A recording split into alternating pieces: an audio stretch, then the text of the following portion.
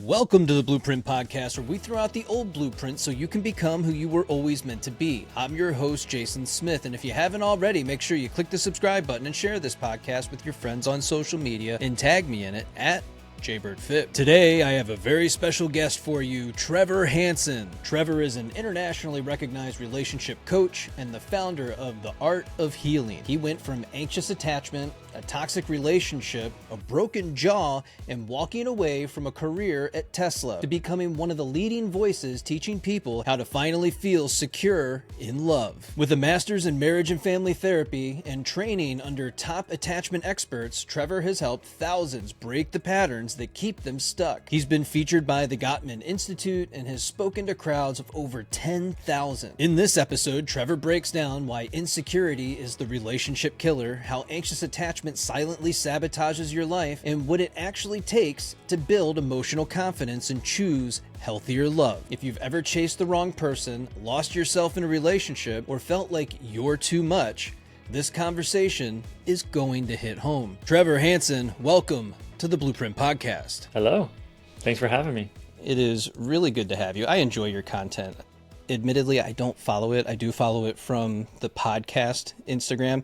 The only reason I don't is because I don't want my content to be influenced by so many other people that are talking on the subject. You'll start to notice that you'll see all the books behind me. As you delve into each of the books, you find out that so many people talk about attachment in a variety of different ways. And that includes adding in some of the subcategories. So I'm curious, when you talk about attachment, do you talk about it in the core four, or do you use all the subcategories as well? You know, the subcategories can be helpful, but for the most part, my audience isn't therapists. It's not the people who are looking for like the deepest, craziest nuance in the world. They're usually the people who are like, listen, I'm like, got this fear of abandonment. I don't believe I'm good enough. I overprotect myself in relationships. I'm, maybe more on the anxious side. We do help some avoidance as well. And I just want How can I manage the avoidant? Yeah, exactly. Like, how am I gonna put him on a leash? Keep him close, turn him from a brick wall back into a boyfriend. Yeah, and it's like, I pretty much just stick to the core four because I just don't find the nuance actually helpful. It's usually just adds a layer of complexity and confusion that the average person doesn't really need. No, I love that you say that. For me, when I look at it, there's so many different labels that we've taken on today. It's like you're in Boy Scouts or Girl Scouts and you've got all your different badges. I got my anxious attacher badge, Mom. Not recognizing that you actually don't carry these labels with you for the rest of your life, that you can earn or learn to have a secure attachment style. If we talk about like earning or learning any attachment style, we got to realize that like we've already done it once passively. We've already learned or earned one version of an attachment style, which is, I've often called it programming, but I like the language of like earning and learning. That's fun too. So we'll stick with that today. But you learned it or earned it through emotional experiences. And I want to emphasize that again. You learned it through emotional experiences, meaning, let's take an anxious attacher. We'll give a couple of examples very briefly, but the example list can go on infinitely. You have a mom who's less emotionally available just because she's so stressed out all the time. Mom has her own anxious attachment probably. She's so stressed, she's difficult to connect with. And so even things like eye contact or noticing that mom is happy doesn't really happen a lot. And so you kind of learn that like, oh, I got to do my song and dance. I got to make mom happy in order to get attention.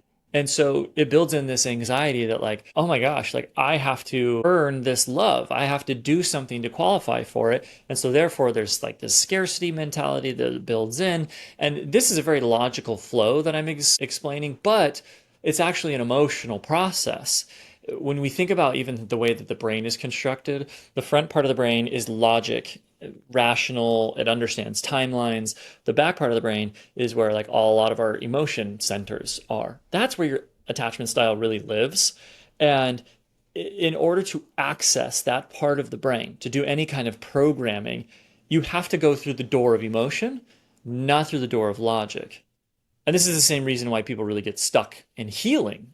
Fast forward, they're trying to heal through a bunch of logical solutions.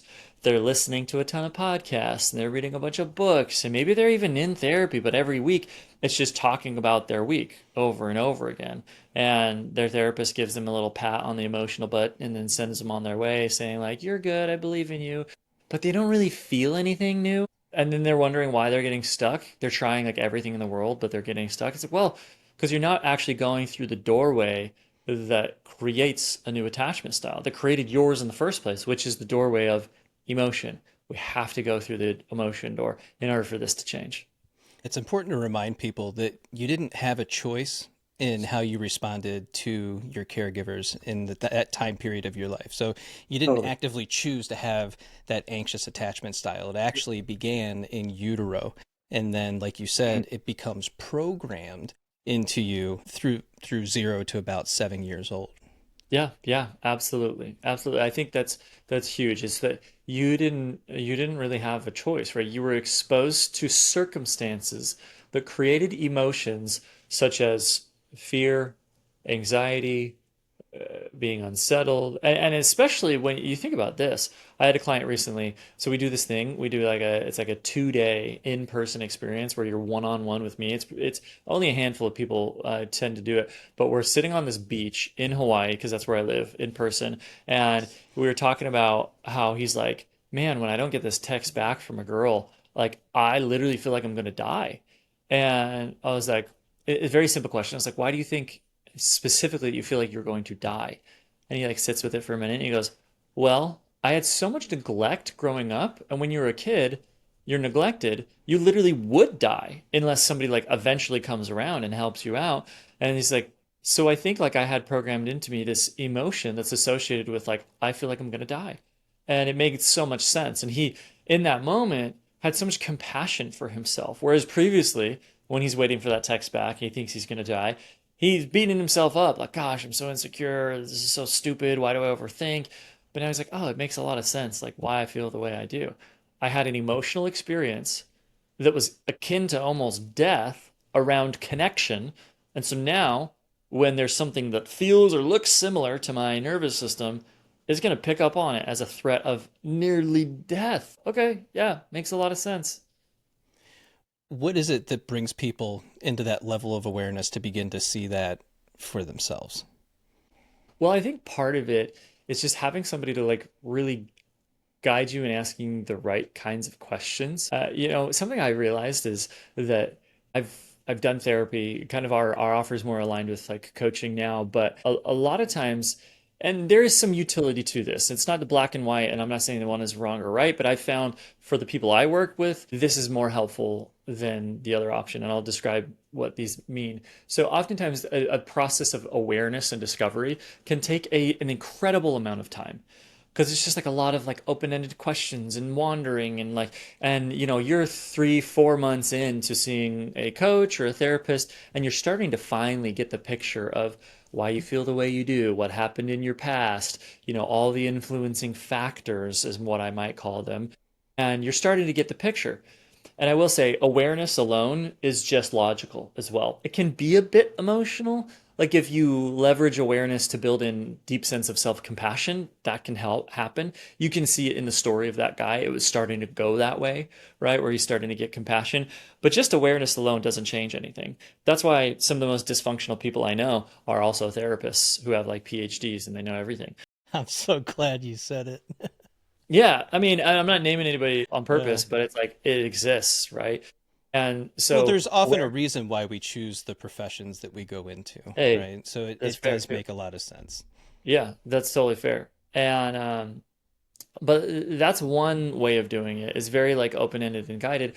And that guidance is better than just trying to do it on your own. I will definitely say that. Whether it's a coach or a therapist or whatever, but it's the more open-ended wanderings around like, oh, asking the questions versus what we do is we just give like a list of influencing factors. It's funny, we have this like program called the Secure Self Club, and when people are in it, their goal is to become secure and they're going through these factors. We just have like a sheet that we essentially print off, and it's all different areas like divorce and religion and sibling and your role in the family and like all of these different areas.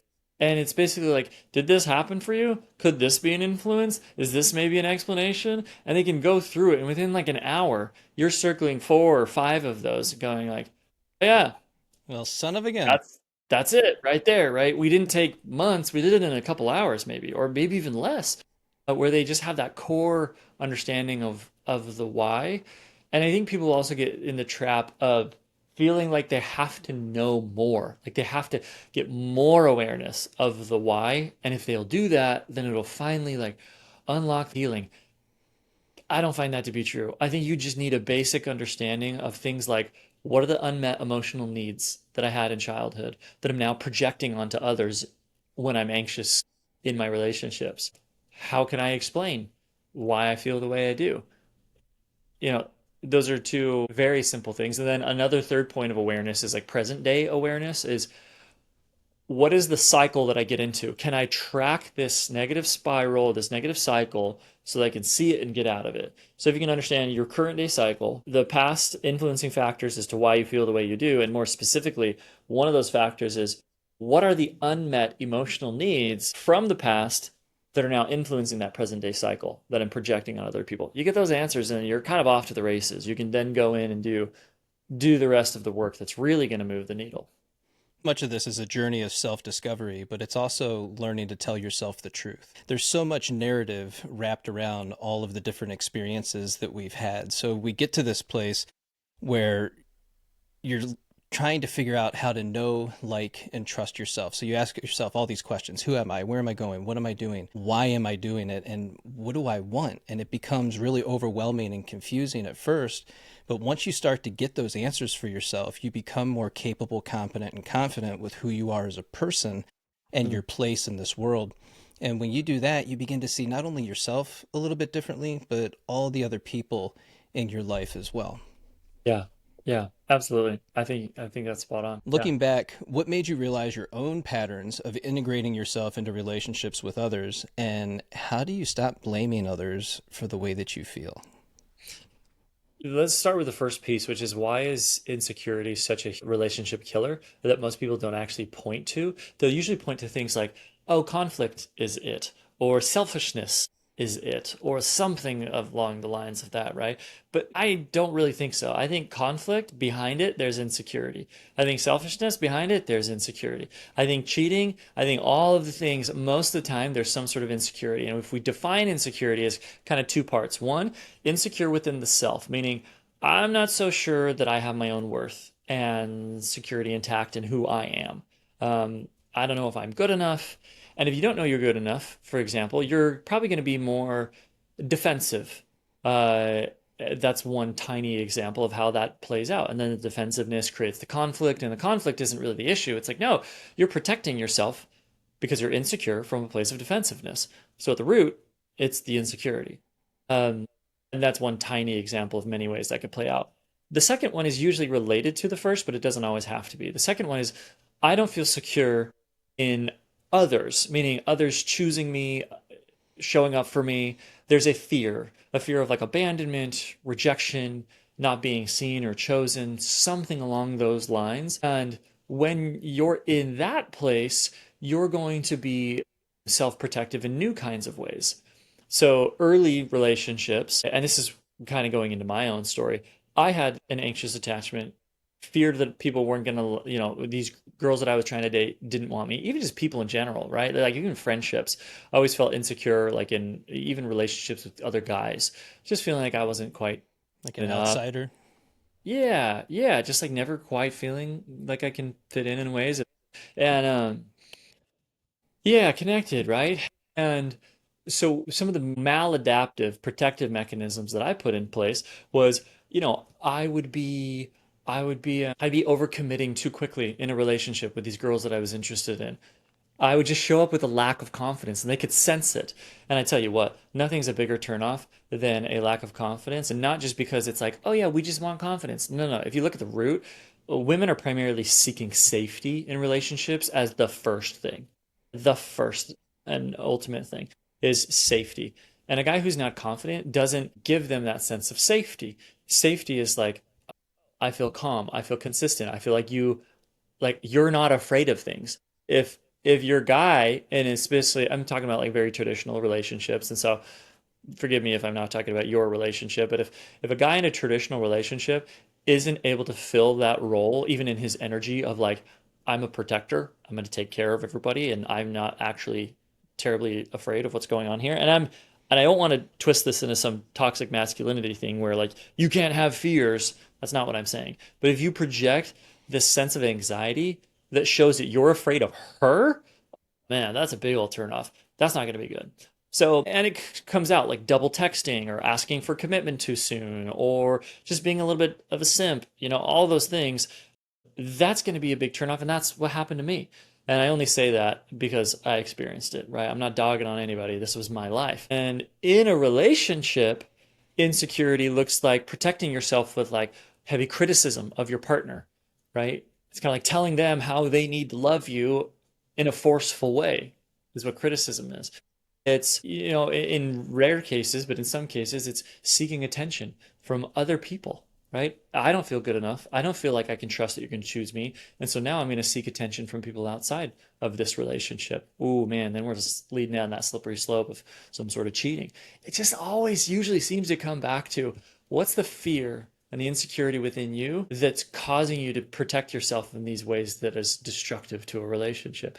You'll almost always find it is back to some sort of insecurity. So, for all the guys out there that are identifying with having an anxious attachment style, and I'm seeing this increase more and more just in the people that reach out to me through my own content, and I don't think you need a case study to be able to show this. You hear a lot of people talk about, again, attachment in so many different ways, but I'm seeing more and more men come in and identifying with that type of dynamic. So, Yeah. how can we get them to that place of just saying, you know what, I don't need to feel shame over this, but I do need to do something about this. Yeah. So it's interesting when we talk about the conversation around like shame and accountability or ownership is really where we're going, right? They're starting to realize that this is them, and if you are anxiously attached, most likely there is a shame component. You probably oftentimes have that, when you make a mistake and something doesn't go quite right, you're kind of defaulting to the I am bad. You're defining yourself as bad versus like, oh, that was like a bad choice. Like that didn't really work out and that wasn't effective. You're not typically seeing it that way. You're usually going to that shame place. But what's the antidote for that and the actual mechanism for true accountability is self-compassion. Well, let me make an analogy to make it really simple.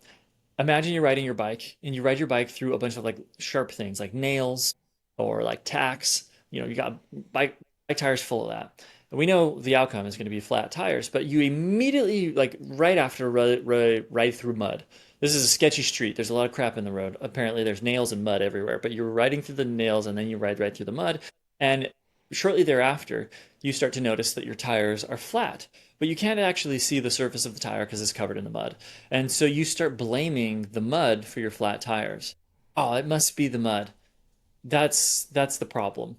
But in reality, underneath the surface, there is a puncture wound. There is nails, quite literally, in your tire, but you're sitting there, you know, talking about the mud. This is what happens in our lives. When we start telling ourselves, oh, I'm an idiot. I'm the worst. I'm broken. I'm this. I'm that. I'm a loser. You just kind of lay it on. That shame is actually keeping you from the accurate data. The accurate data is understanding your own wounding, the puncture marks in your tires, right? You had a highly critical mom, puncture mark. You had you were always told that you're the golden child and you have to try to keep up that role in order to feel like you're enough. Okay, that one nobody really did it to you. You just have that role and you grew up with that expectation. You were taught in your faith setting by good meaning people trying to encourage healthy behaviors and connection with God that you have to be perfect or else God doesn't love you, kind of a thing, is like what you came out of that with. So puncture, puncture, puncture, puncture, puncture.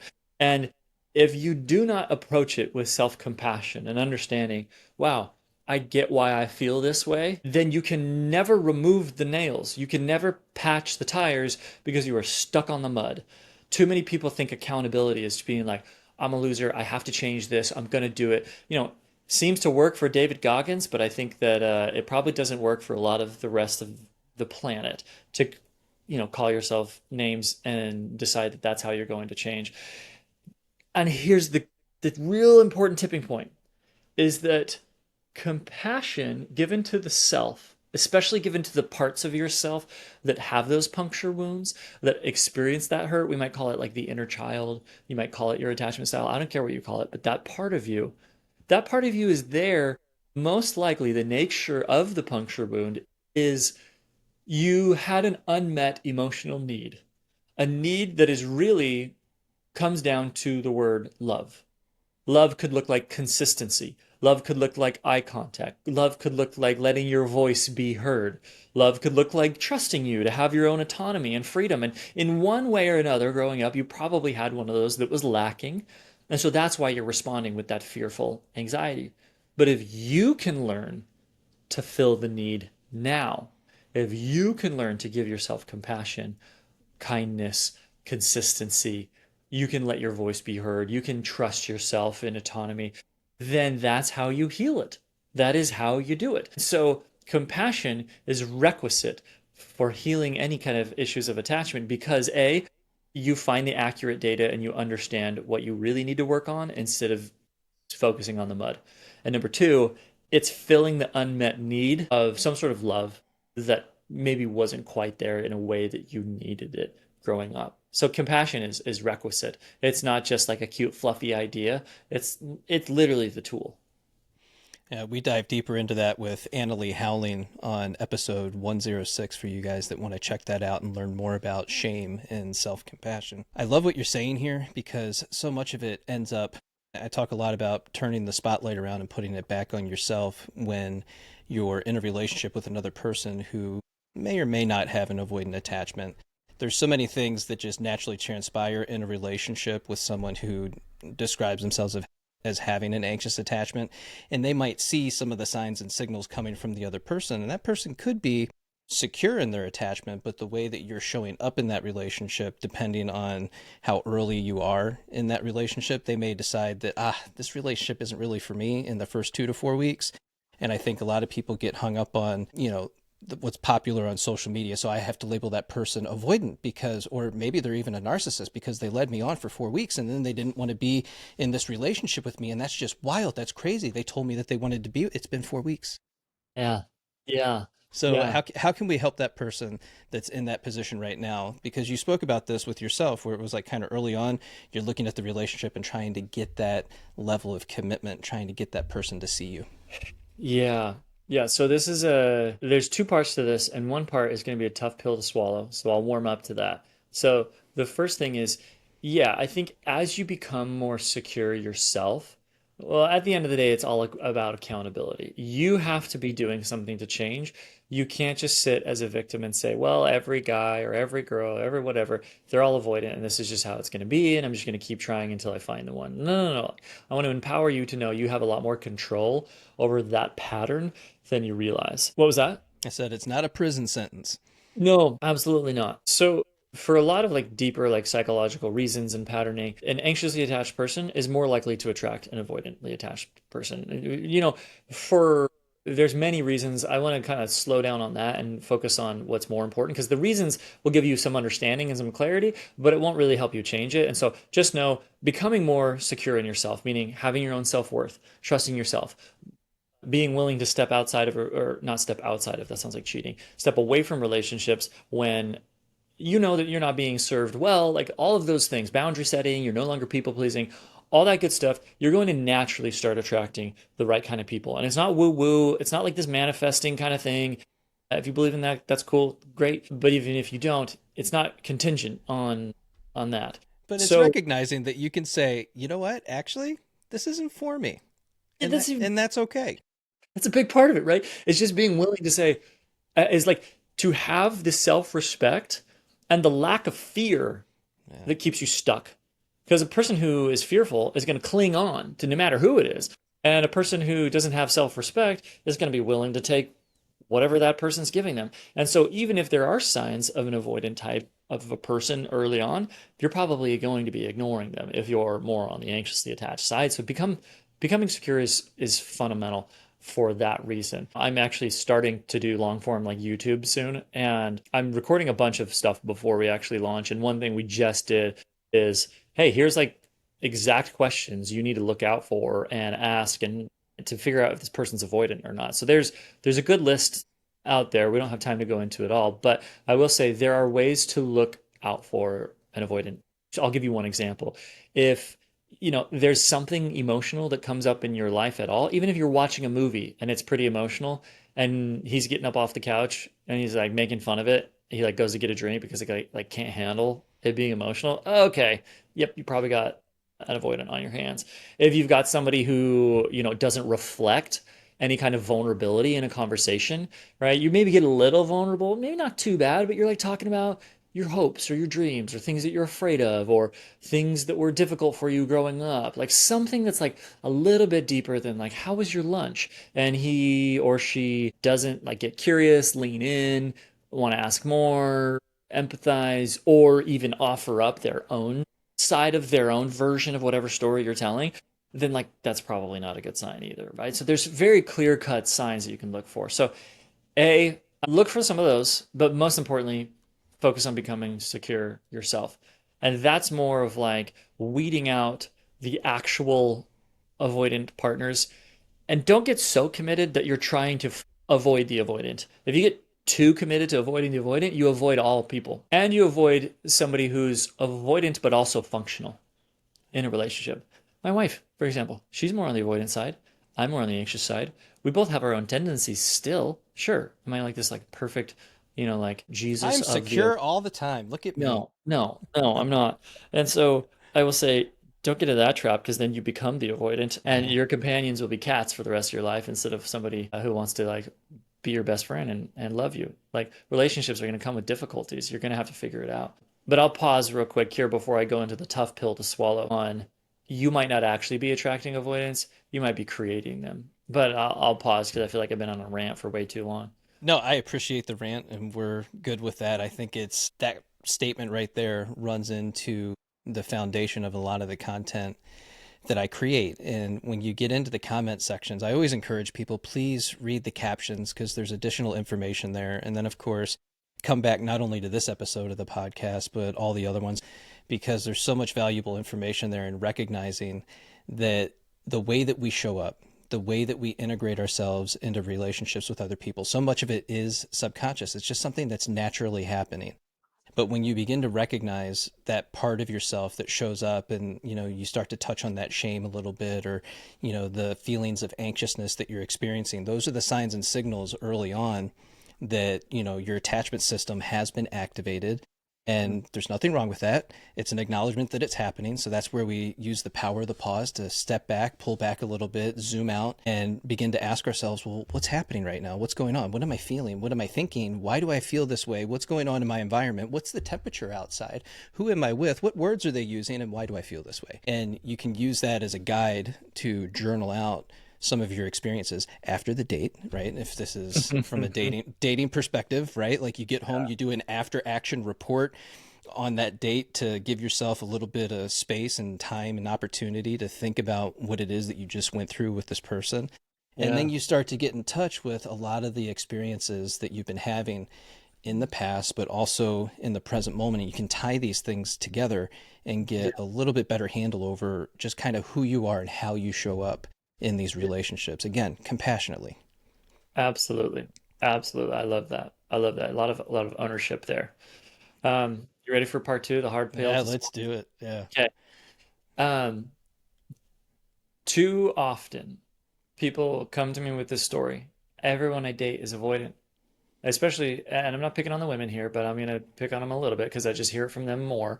Um, and I only pick on people that I really hope to help because that's the best version of picking on somebody is like real loving accountability to help them change their lives. And so that's the energy that I go into this with, and knowing I was also this person. Yeah, it's So always, can I reflect this back to you? Can I reflect something to yeah, you? yeah. So and if I were to say this on Instagram, I'm sure the digital pitchforks and torches would come out in my comment section. And I plan to talk more about this actually there, but it's that The story goes, I'm dating and everyone is avoidant. They're all avoidant. They all suck. They all don't show up for me. They all this, they all that. And I'm like going, really? Like that just statistically, if we look at like the population, that doesn't make sense. So there's two things. We already covered the first one. You might be attracting them and you want to be aware of that. Why are you attracting them? How is that happening? What signs to look for? Sure. We got that covered. But you might not actually be attracting people who are avoidant. You might be in your own anxious attachment spiral, triggering avoidant like behavior in other people. Essentially, you're creating the avoidance. You're not experiencing it as a victim. So, for example, Self-fulfilling prophecy. yeah, it is self-fulfilling prophecy. So let's say you're dating somebody or you're early in a relationship and, met a few times. And this person that you're interested in might have some avoidant tendencies. Sure, maybe, maybe not. It really doesn't matter. But you and your anxious attachment, you're overthinking everything. You're showing up to that date with that anxious energy. You're overdoing it. You're people pleasing. You're not really feeling like authentic, and it's off-putting for them, and so they feel less committed. Maybe they feel committed enough because you're interesting that they're going to keep going on some dates with you and they're going to see how it goes. Or in the beginning it's really fun, it's really attractive, like you're making them feel very special because you're kind of overdoing it. But as you overdo it and then they're not quite showing up and giving you maybe the level that you think you're doing because you're overextending yourself, maybe you get critical of your partner. You're really always coming down hard on it. Like, why didn't you do this? Why didn't you show up for me this way? And why didn't and like anybody who's getting berated like that is probably going to either want to get defensive or pull back. Or maybe you're just putting a lot of pressure on the relationship for commitment earlier than is justified. And they're like, whoa, this is kind of a lot. Like, I'm going to pull back. I know I totally did this, right? Like, I know I was coming with some anxious pressure to try and get it's hard to say this, but like I think if I really look at it, I think at times I was trying to manipulate women into getting a second date with me or a third or a fourth. And I would never think of it that way because I'm a good person who believes in people's autonomy. But I think my own anxiety pushed me to do things like, make up excuses to see them or, pop by the place where they work so I can just say hi and like be on their mind again. Just like the things that were pressure inducing, anxiety inducing, didn't allow a relationship to progress naturally. I know I was doing that. And anyone is going to feel overwhelmed. They're going to feel pressure. They're going to feel anxious. They're going to pull back if that's what's happening in a relationship. And so your behavior might actually be contributing to either heightening their predisposed anxious or avoidant tendencies that they could already have built into them that would have lied dormant if maybe you weren't so dang critical of them or you didn't put so much pressure on them. Um, it could have lied dormant, or you're creating what looks like avoidance in somebody who's actually secure. But Trevor, it sounds like you're making a lot of excuses for the avoidant attacher. I, yes, it is, right? It Yeah, is. avoidants are perfect. They never do anything wrong. No, of course not. The reason I'm not focusing on so much of like what they need to do, because there's obviously a story, there's the other side of the story, Yeah. is because I'm imagining that we're talking right now to the person who has the anxious attachment. And I want to give you, the person who's listening, who has the anxious attachment, as much power to change your life as I possibly can. Because too often, the anxiously attached is stuck trying to control the outcomes of their life, but they don't actually have the power to influence the outcomes of their life. And they create more So they pain. think. Yeah. Yeah. Yeah. Or they're not yet willing to acknowledge it. And so that's why I'm not necessarily focusing too hard on the avoidant right now. But for the people that are listening, they are going Hmm. to lean more anxiously attached. And right now, at this point, they're probably feeling like, why am I always the one to blame for this? Yeah. We need to shift even just the words we use. I'm not here blaming anyone. There's a difference between, could you imagine if you hire somebody like, I have like a business coaching retainer thing that I pay for. If I went to him and every time he told me, give me clarity on what I need to change, if I felt like, oh, I'm to blame for all these problems, if that's how I saw it or I met that advice, That would be horrible. A, it would just be a very taxing experience to get any coaching. And then B, I probably wouldn't implement it very well because I would have to clean up my own like self as I'm in a puddle of shame before I'd actually be able to implement anything. And so if somebody's listening to this, be like, no, no, no, no. Like you're not to blame. Like you have the opportunity to change your life. You have control. You have the opportunity to take ownership where you can. Is there a huge big old side of this story where and here's the thing, let me reframe this too. When you have done what you can, then A, you're probably going to weed out a lot of the avoidance and you're holding them accountable, right? Early stages of relationship. If you can't show up for me in the way that I need, then yeah, your responsibility is showing up for me in this way that I expect. But if you can't, then it becomes my responsibility to set a boundary and move forward. It's not a blame thing. It's just order of operations, right? It's like, that's not working. I need to set a boundary. It's still not working. Okay, see ya. I'm out of the relationship, or I'm moving on, or I'm making some sort of change, or I'm holding that boundary. No one's like to blame there. You're just making the right decisions at the right pivot points in a relationship. If you continue to take, a relationship where you get nothing and you are miserable, then yeah, they're to blame because they're not giving you anything, but you're also to blame because you're willing to like stick with it. There's two sources of input. So I'd say like remove blame or like who it's on, just focus on what you can do. That's what I've noticed is the people that are the most miserable are the people who complain the most. Yeah.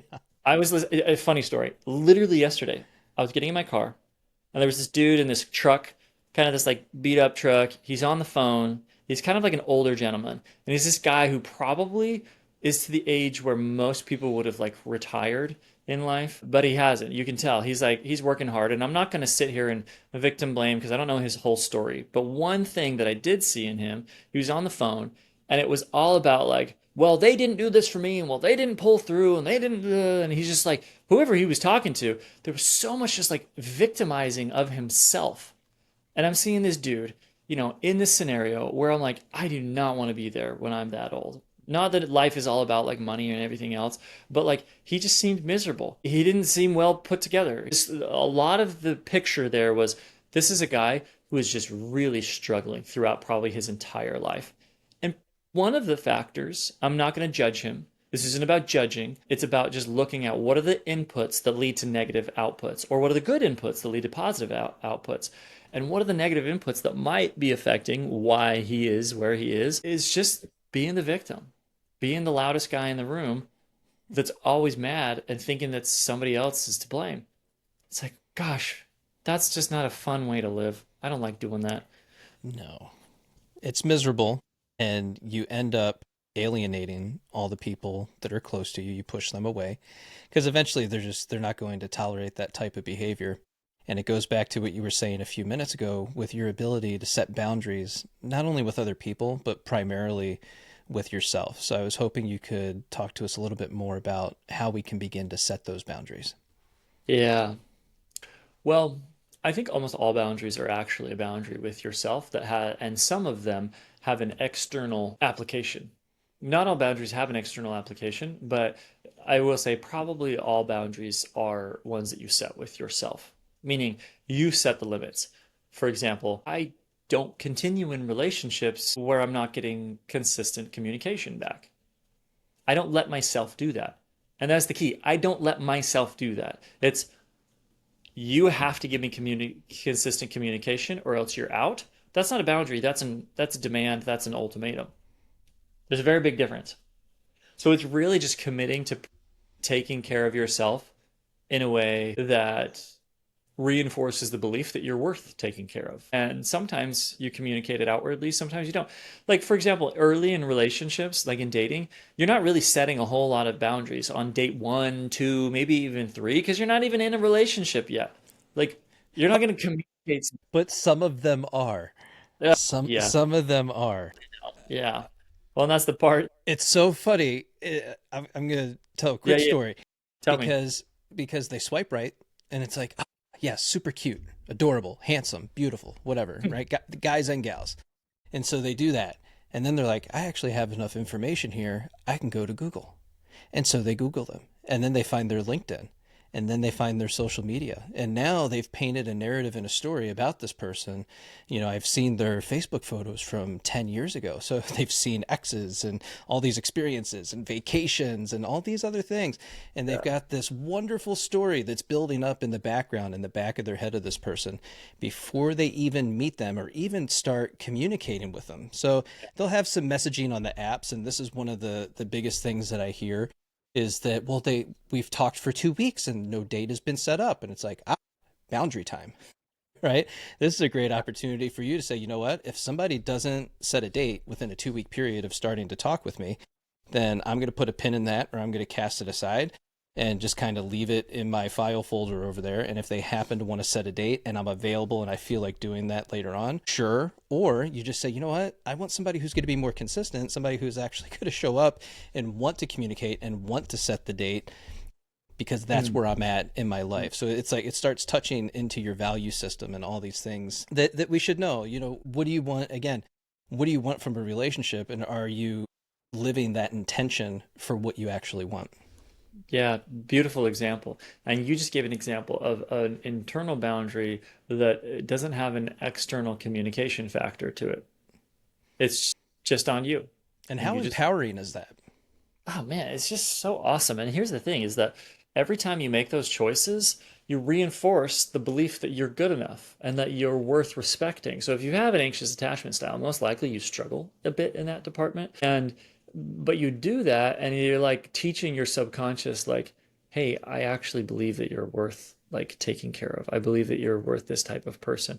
I had a funny example I shared on my stories, months ago, and people went crazy about it because I was on a podcast, and there was all these technical issues like getting it set up, and I knew that they'd probably want to go over because it was all the technical issues and they want to get their time with me, whatever. And I told them, hey, just so you know, I have got a firm cutoff on the hour. And they were like, okay, great. And what I didn't Yeah, yeah, tell them, sure. yeah, yeah, they were like, I mean, they were cool about it. They understood and they ended right on time. But what they didn't know was that firm cutoff, it wasn't another meeting. It wasn't something like terribly important, as you might call it. It was literally, I wanted to go to my favorite fish and chip spot by my house, and I wanted to go jump in the ocean for a little swim midday, take a break, and get back to things. I literally was doing something for myself, and I wasn't about to cancel plans on me. I know it's hurtful when people cancel plans on me, and I'm not willing to do it to myself because it sends me the message that, yeah, Trevor, even you don't believe that you're good enough. It's like, no way, we're not doing that. How easy would that have been to have that internal dialogue with yourself and say, you know what? I understand what they're going through. I've seen these challenges before. I've had them for myself. And, you always want to try to reclaim that time. And Yeah, you just say, you know what? It's just one time. It's not a big deal. And yeah, then, it happens again in different places, in different spaces. And then you find yourself, it becomes part of the habit of being you, that you're constantly negotiating with yourself and negotiating yourself out of some of the things that really build you up and keep you in that state of wholeness, right? That yeah, keep you being more of yourself. yeah, absolutely. When we talk about consistent communication, I know this is a big one for everybody, but texting and relationships. Yeah. I'm a proponent for, can we just go back to the 90s and pretend that texting is not a mode of communication except for small statements throughout the day. Hey, I miss you, pick 100%. up some milk, let's get together on this date. So you're setting appointments and you're using it for smaller types of communication versus a play by play of your entire day. And I'll let you take it from there. I agree. Amen. I think that's important. Yeah, and it's just especially for people. Okay, this is a really interesting intersection. And I know it sounds like I'm picking on women and I'm picking on anxious today, but that's just who I work with, so I can't help but think of them.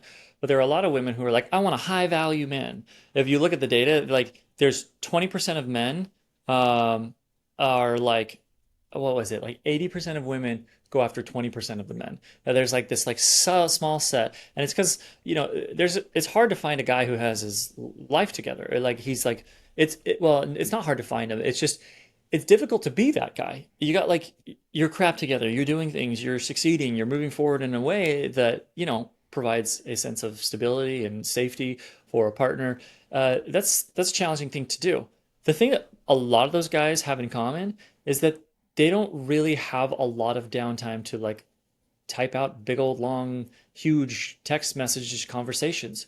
They would much rather just experience you in person. You're better in person anyway. We get to see your smile and your face and your eyes, and you're amazing and you're so freaking hot and I love you and I want to talk to you. Like that's the coolest thing ever, is talking with you in person. And so it's not even like about, for me, it's just like efficiency. Like me and my wife, we don't just like chat over text. Like that like never happens. Every once in a while, I'll send her like a nice little message, something flirty or, something like that. But usually it's just like logistics. Did you check this? Did you get this? Where's that? And what are you doing for lunch? Can I eat with you? Like, that like the stuff. And so I totally agree. I think, there's so much nuance that's lost in text messages that, yeah, big old conversations, just have them in person. Well, it's so interesting because there's a level of addiction that goes along with it. There's a group of young people that have only ever grown up with being able to communicate via a device. And so you'll find that a lot of people say, well, I communicate far better via texting than I do actually in person. And so now this becomes a skill set issue, but also, nervous system being dysregulated and not being able to have the types of conversations in person that you would like to have and then create the connection that you truly desire with other people. And when you get that play by play all day long, you're not allowing yourself the time and opportunity to actually miss the person that you say that you're in love with, that I want to be in this relationship with. And it gives you the time to sit back and say, well, we just had this conversation and now you're going to digest that for a little bit, see what that means to you, and try to understand some of that. And you might have some follow-up questions down the road when you see them 12 hours later. But so much of this really comes down to being able to cultivate that interdependent relationship, recognizing that you can both go out into the world, you can live your lives, you can do it Yeah. separately, you can go to work, you can do all the things. Nothing nefarious is going to happen because you know, like, and trust each other. And then 12 hours later, you come back and you talk about your day. And guess what? You actually have things to talk about. Yeah, that's true. That's true. Yeah, it's funny. I've never dive so deep into this, but from so many standpoints, I think limiting texting throughout the day is actually so much better for the reasons you're talking about. A, you've got things to talk about. B, if you're either of you are working, you're going to be much more locked in and better at your job if you're not just like texting throughout the day, Yeah. right? The classic complaint of a boss is like they sit around and they text. You know, it's like no, like if you want to succeed in life, if you want to make something happen, like get locked in. Lock in what you need to lock in for. And if you want to have this mindset, I love this mindset, is I'm going to work, but really we're going to work. Like it's like you're supporting me. I'm doing this for the family. I'm doing this for us. Like we're gonna make an impact in the world. You're gonna go make an impact over here, and you're gonna come back and tell me how we did that. And I'm gonna go make an impact, and I'm gonna tell you how we did that. It's funny. I from the beginning, I've always talked about like my world, my business, all the things that I do from the standpoint of we. And the we has been me and my wife. Does she see my clients? No. Does she show up in my content? Yes. She's probably the best part of my content, if I'm being honest. But is there actually a lot of we as far as her touching aspects of my work? No, really, there's not. But she impacts my capacity to do the work and my life and like all of it. She's a huge part of it. And so I always talk about it in the we. It's like, yeah, we are going to do this, and then we are going to debrief after and see how life went today. What an exciting way of seeing life. You're not, yes, you're doing things separately and independently, but it's a common shared mission. There's a line of connection even in the physical separation. I love that you just said that. So having a shared mission vision, I think, is one of the keys early on in your relationship. Once you get past the beginning stages within that first year and you're starting to shift into a different stage of the relationship, and you begin to recognize that, oh, okay, this is going to be a relationship for a while, so we probably need to have a shared mission and vision. Where are we going? What are we doing? Why are we doing it? What is the purpose of this? What's the intent? Are we dating to date? Are we dating to have fun? Are we dating to just live together? Are we dating to get married? Do we want to have a family? And you find yourself more in this place of being willing to have those types of conversations. And it becomes that we. experience that, yeah, we are going to this place. We have a target in the future that we're going to try and reach.